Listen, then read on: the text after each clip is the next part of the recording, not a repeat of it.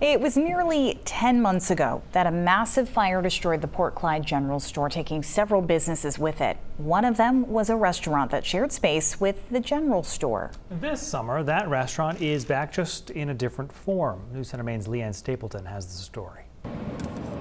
It's really like my second home down here. Lexi Zabel has been working at the Dipnet restaurant in Port Clyde since she was 16 years old. In 2017, she got a promotion. And from there, I leased the property in the building and the name, and then ran it as my own restaurant. And now another summer season is here, and Zabel is ready to serve up food on the pier yet again.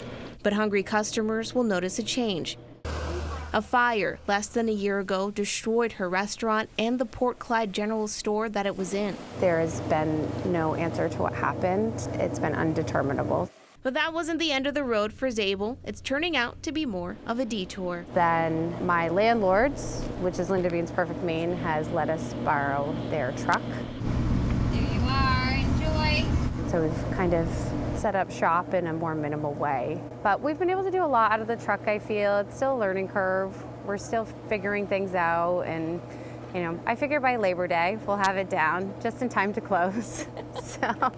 But before then, she and her staff have the rest of the summer to serve up food.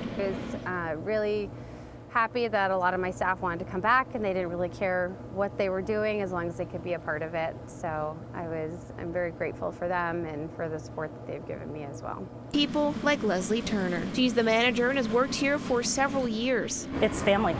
It's my family. It's home. I would rather be nowhere else. Silverware, napkins are right in here.